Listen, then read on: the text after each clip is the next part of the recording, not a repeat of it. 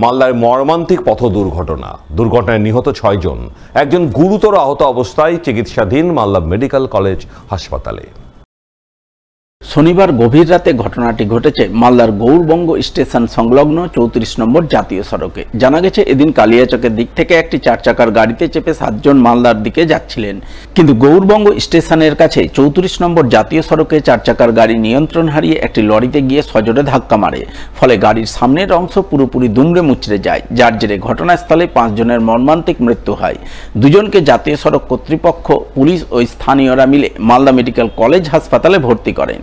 সেখানে আরও একজনের মৃত্যুর খবর মেলে। দুর্ঘটনায় যে ৬ জনের মৃত্যু হয়েছে তাদের সকলেরই বয়স ১৮ থেকে ২০ বছরের মধ্যে এবং তাদের সকলেই কালিয়াচকের আলিপুর এলাকার বাসিন্দা বলে জানা গেছে। আমি মালদায় ছিলাম, আমাকে বললো দেখেন তোমার আলিপুরের সব ছেলে অমুক ছেলে অ্যাক্সিডেন্ট হয়েছে, হ্যাঁ অমুক জায়গায় কাটাগড়। আমি কাটাগড়ে না ঢুকে আমি মালদা হসপিটালে ঢুকলাম, তা আমি ৩টা দেখতে পেলাম। তারপরে আবার 2টা আসলো, আর 2টা কাজ চলছে আর কি। 5 জন মারা গেছে, 2 জন আপনার অপারেশন হচ্ছে। 7 জন ছিল বোধহয়, সবার বাড়ি আলিপুর। কি করতে আসছিলো এখন ওদের বন্ধু বান্ধবকে খোঁজ করতে হবে, এখন তো আমরা বলতে পারছি না, আমরা তো বাইরে ছিলাম।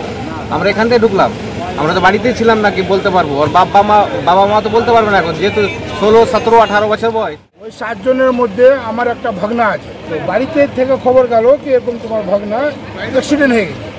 কোথায়? তো অমুক জায়গা কাটাগড়ে।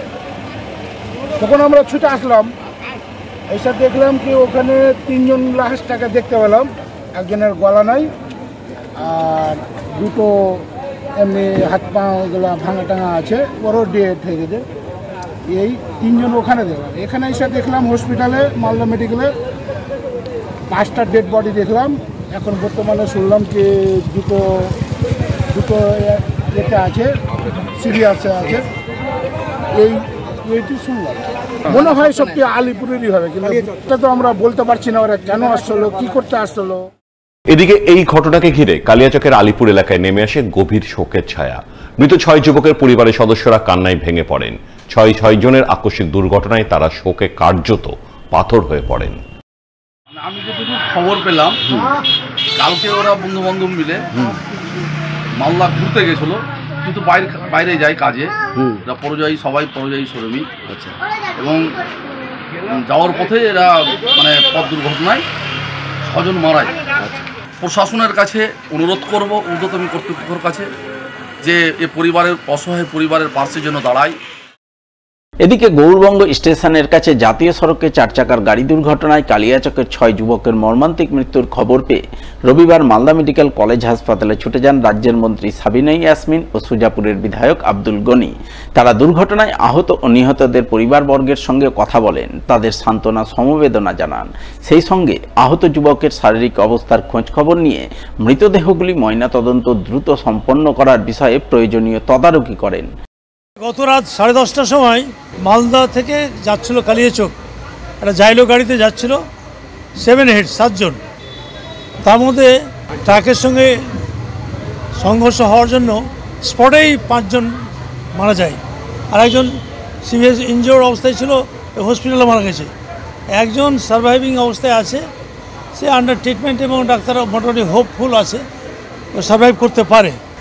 ট্রিমেন্ডাস একটা প্যাথেটিক একটা ইনসিডেন্ট সকলের জন্য। এবং আমি যা জানলাম ছেলেগুলো অনেকে ইয়াং ছেলে, এই 18, 20, 22 এরকম বয়সী ছেলেরা সব মারা গেছে। হ্যাঁ, ওদের ফ্যামিলির প্রতি আমাদের একটা সমবেদনা তো আছেই, এবং যারা মারা গেল তাদের যেন পোস্টমর্টমটা খুব তাড়াতাড়ি হয়, যথাশীঘ্র হয়, কোনো ইন্টারাপশন না হয়, এটা যেন আমরা যারা দায়িত্বে আছেন তাদেরকে বলে দিয়েছি। আশা করি খুব তাড়াতাড়ি হয়ে যাবে। ঘটনায় মন্ত্রী সাবিনা ইয়াসমিন গভীর শোক ও দুঃখ প্রকাশ করেন। সেই সঙ্গে তিনি যুব সমাজকে প্রচণ্ড গতিতে গাড়ি ও বাইক না চালানোর বার্তা দেন। দুঃখজনক ঘটনা ঘটেছে, একটা ট্রাকের সঙ্গে জাইলো গাড়ির সংঘর্ষ বাধে এবং সেই জাইলো গাড়িতে টোটাল 7 জন ছিল ড্রাইভারকে নিয়ে। 7 জনের মধ্যে 6 জনই স্পট ডেড, একজন আপাতত একজন স্টেবল আছে, মালদা মেডিকেল কলেজে সে ভর্তি আছে এবং তাকে আমরা দেখতে এসেছিলাম। এবং 6 জন যে ডেথ হয়েছে, আমরা ইমিডিয়েট বলে প্রসেস করে পোস্টমর্টম করিয়ে দিয়ে পরিবারের হাতে যেন তাড়াতাড়ি বডি তুলে দিতে পারি। তার ব্যবস্থা আমরা করছি এবং প্রত্যেকটা পরিবারের প্রতি সমবেদনা জানাই। কিন্তু আপনাদের মাধ্যমে আমি একটা মেসেজ দিতে চাই, বিশেষ করে ইয়াং জেনারেশনের কাছে, যে যাই করো না কেন নিজের জীবনের চাইতে বড় কিছু আর হতে পারে না। নিজের জীবনের রিস্ক না নিয়ে তোমরা এইসব করো না। যে সরকারি রুলস আছে, সিস্টেম আছে, সেগুলো ফলো করো। সরকারি রুলস যদি আমরা ফলো করি, অটোমেটিক আমরা আমাদের জীবনকে বাঁচাতে পারব। রবিবার মালদার মানিকচকের ভূতনি এলাকায় বন্যা কবলিত এলাকা পরিদর্শন করে বন্যা পরিস্থিতির জন্য প্রশাসনকে দায়ী করে সুর চড়ালেন দক্ষিণ মালদার কংগ্রেস সাংসদ ঈশা খান চৌধুরী। সেই সঙ্গে বন্যা ত্রাণ বিলি নিয়ে রাজনীতির অভিযোগ তুলে সরব হলেন প্রশাসনের বিরুদ্ধে। উল্লেখ্য, গত সপ্তাহে মালদার মানিকচকের ভূতনিতে ভয়াবহ বন্যা পরিস্থিতি তৈরি হয়। বাঁধ ভেঙে গঙ্গার জল ঢুকে প্লাবিত হয় ভূতনির 3টি অঞ্চলের বিস্তীর্ণ এলাকা। ভূতনির উত্তর চণ্ডীপুর, দক্ষিণ চণ্ডীপুর ও হীরানন্দপুর অঞ্চলে কয়েক হাজার পরিবার বন্যার কবলে পড়ে চরম অসহায় অবস্থার দিন গুজরান করেন। তাই রবিবার ভূতনির বন্যা কবলিত এলাকাগুলি পরিদর্শনে যান দক্ষিণ মালদার কংগ্রেস সাংসদ ঈশা খান চৌধুরী। সঙ্গে ছিলেন মানিকচকের প্রাক্তন কংগ্রেস বিধায়ক মুত্তাকিন আলম সহ অন্যান্যরা। তারা কোথাও গাড়িতে চেপে, কোথাও পায়ে হেঁটে, আবার কোথাও নৌকায় চেপে বন্যা পরিস্থিতি ঘুরে দেখেন। বন্যার্ত মানুষজনের সঙ্গে কথা বলেন। ওই সময় দুর্গতরা সাংসদের কাছে বন্যা ত্রাণ নিয়ে দলবাজি রাজনীতির অভিযোগ তুলে ধরেন। আপনাকে আলাদা করে আমি দিচ্ছি না, আপনার লিস্টগুলো যতগুলো আপনার ভূতনির লিস্টগুলো দিবেন আমাকে, সেগুলো মেম্বার।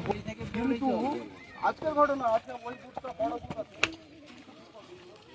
আজ আসবে একটা তিরপাল দিবে, একটা ঘর পাবে, একটা ঘর পাবে না। হ্যাঁ, একজন পাবে, একজন পাবে না।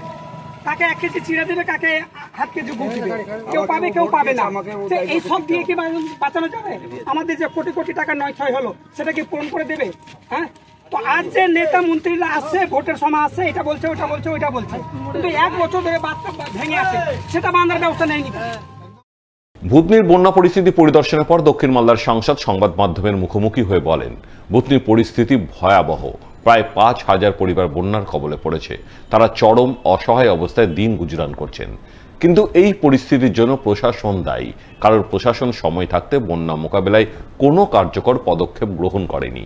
এছাড়াও তিনি বন্যা ত্রাণ বিলি নিয়ে রাজনীতির অভিযোগ তুলে প্রশাসনের বিরুদ্ধে সুর ছড়ান।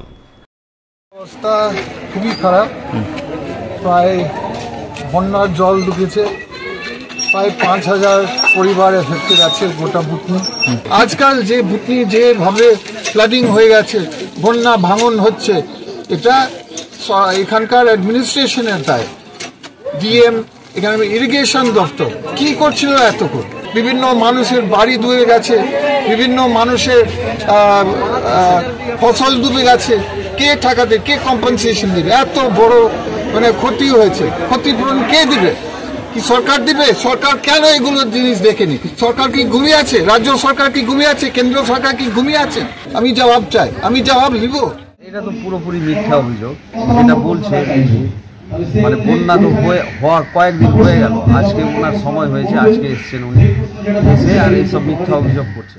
আরজিকর কাণ্ডের প্রতিবাদে মালদায় ক্রমশ জোরালো হচ্ছে প্রতিবাদে সোচ্চার হচ্ছে বিভিন্ন স্কুল কলেজের ছাত্রছাত্রীরাও। এমনই প্রতিবাদের ছবি নজরে এলো মালদার হরিশ্চন্দ্রপুরের দৌলতপুর এলাকায়। এদিন ওই এলাকার ছাত্র সমাজ একত্রিত হয়ে দৌলতপুর এলাকার রাজপথে মিছিল করে। আরজিকর মেডিকেল কলেজে ডাক্তারি পড়ুয়া তরুণীকে ধর্ষণ করে খুনের ঘটনায় সুর চড়ায়। ঘটনায় দোষীদের দৃষ্টান্তমূলক শাস্তির দাবি জানায়। সেই সঙ্গে রাস্তাঘাটে যানবাহনে মেয়েদের সুরক্ষার দাবিতে তারা সরব হয়।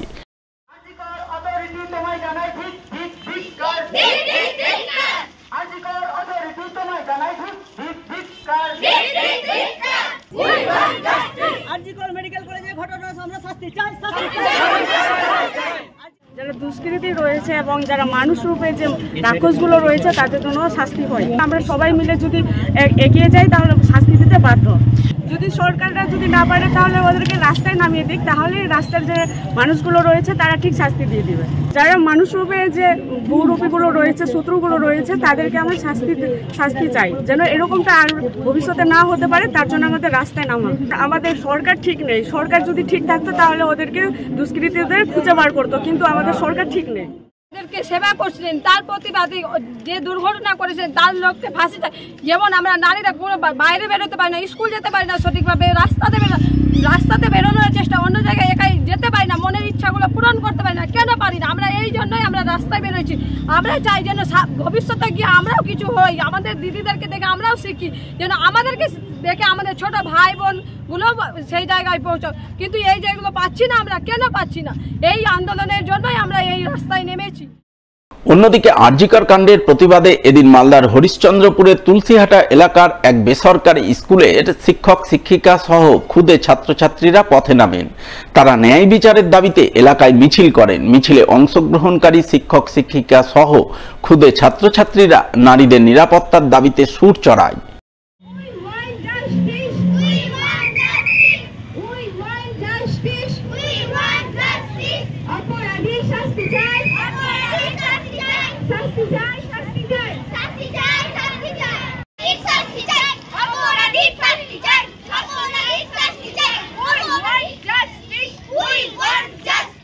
আজকে আরজিকর মেডিকেল কলেজে যে 31 বছরের মহিলা এত বড় নৃশংসভাবে হত্যা করা হয়েছে, তারই প্রতিবাদে আমরা আজকে রাস্তায় নেমেছি।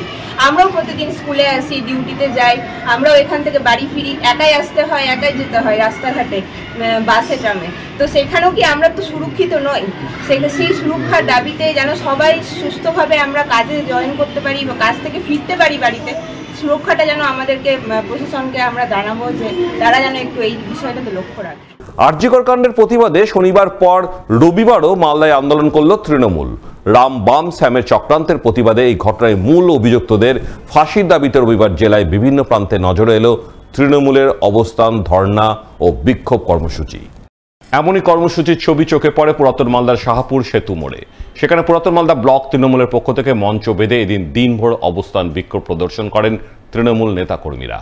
এদিনের এই বিক্ষোভ কর্মসূচিতে নেতৃত্ব দেন পুরাতন মালদা ব্লক তৃণমূল সভাপতি রবীন দাস। অবিলম্বে আরজিকর কাণ্ডে ধর্ষণকারীদের ফাঁসি চাই, ফাঁসি চাই, ফাঁসি চাই, করতে হবে, করতে হবে, করতে হবে। তিনি জানান, দলের শীর্ষ নেতৃত্বের নির্দেশে তারা আরজিকর কাণ্ডে আন্দোলনে নেমেছেন। দ্রুত সিবিআই তদন্ত শেষ করে দোষীদের সর্বোচ্চ শাস্তি, ফাঁসির দাবি জানাচ্ছেন। আমাদের রাজ্য কমিটির নির্দেশে এবং জেলা কমিটির নির্দেশে আরজিকর কাণ্ডে যে আরজিকর হসপিটালে যে ঘটনা ঘটেছে নিন্দনীয়, আমরা তার তীব্র প্রতিবাদ জানাই। তারই প্রতিবাদে আমরা আজকে স্থানীয় সেতু মোড়ে সকাল 10টা থেকে বিকেল 6টা পর্যন্ত একটা ধর্ণা মঞ্চ চালিয়ে যাব ওলমালদা ব্লক তৃণমূল কংগ্রেসের পক্ষ থেকে। অন্যদিকে আরজিকর কাণ্ডে উই ওয়ান্ট জাস্টিস স্লোগান তুলে ধরে পুরাতন মালদায় রবিবার আন্দোলন করল তৃণমূল। পুরাতন মালদা শহর তৃণমূলের পক্ষ থেকে অবস্থান বিক্ষোভ কর্মসূচি পালন করা হয় মঙ্গলবাড়ি এলাকায়। আন্দোলনের নেতৃত্ব দিয়ে আরজিকর কাণ্ডে দোষীদের ফাঁসির দাবিতে সুর চড়ালেন জেলা তৃণমূলের সাধারণ সম্পাদক কার্তিক ঘোষ সহ অন্যান্যরা।